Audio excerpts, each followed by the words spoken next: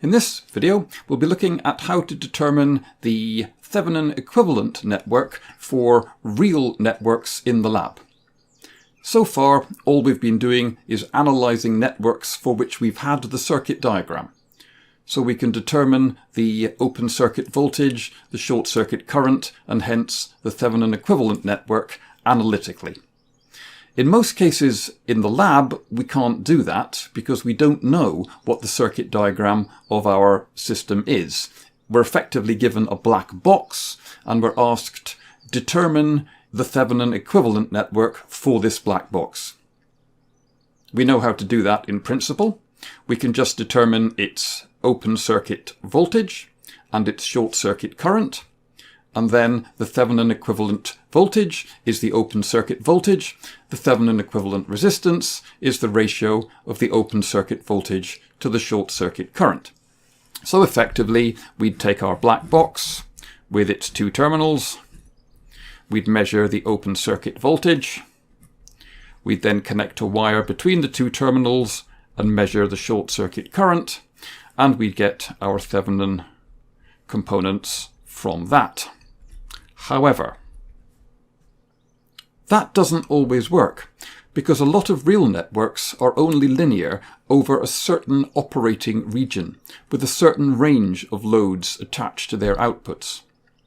A lot of circuits don't like having their outputs short-circuited together.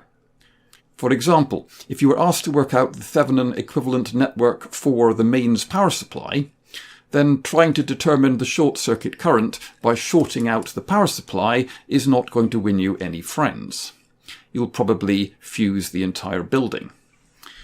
There are equally some networks which don't like having no load on them at all. They'll only operate with a certain minimum current coming out. So how do we deal with those in the lab if you cannot measure the open circuit voltage and you cannot measure the short circuit current because they're outside the linear range of your network? Well, we can proceed by doing an experiment like this. We'll have a variable load resistance there, which will always ensure is within the acceptable loads of our unknown system. We'll measure the voltage across this resistance and, in theory, measure the current through the load resistance, although we don't really need that ammeter there because we can determine the current flowing through the load resistance. We know the voltage across it. We just divide by the load resistance. That would give us the current. So we only need to take one set of measurements, the voltage across a whole set of known load resistances. Then what happens? Well, if we look at this circuit and analyse it, you might note that it's a potential divider. The reading on the voltmeter, I'll just call it V, is VTH times our load resistance there, which is known and we're varying, divided by the total resistance in the circuit, which is the load resistance, plus the Thevenin equivalent resistance, which at the moment we don't know. If I do a bit of algebra on this equation, I can derive that V times RL plus V times RTH is equal to VTH times RL.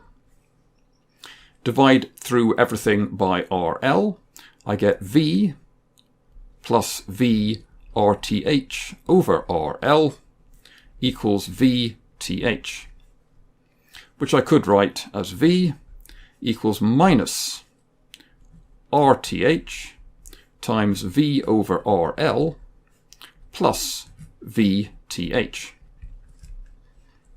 And you might note that V over RL, that's just the current flowing through the load resistance.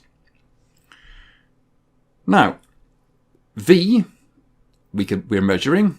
V, we're measuring. RL, we know. RTH is a constant. VTH is a constant as well.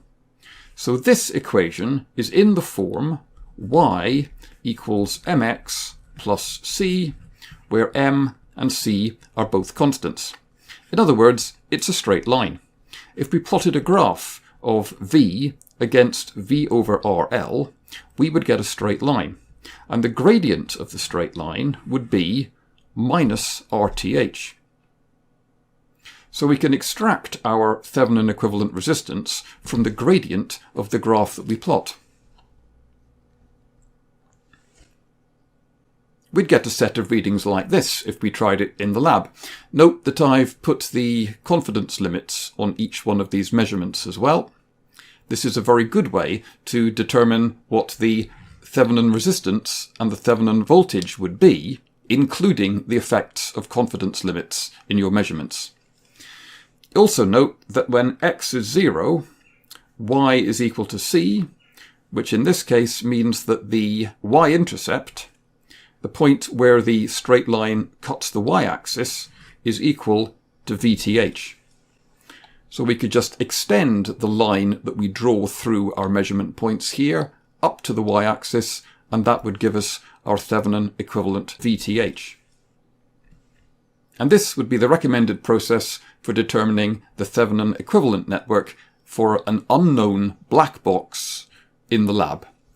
Take a whole set of readings across the linear operating range of your black box, plot them on a graph like this, of voltage against current through the load resistor. The gradient of this line is minus the Thevenin resistance. The y-intercept of the line is the Thevenin voltage. This method also allows you to simply check whether there is a Thevenin equivalent network for your particular black box. Because if these points here do not lie on a straight line, then the system that you're measuring is not linear. And if it's not linear, then it doesn't have a Thevenin equivalent network. Next time, we'll have a quick look at dependent circuits and how we can produce Thevenin equivalent networks for them.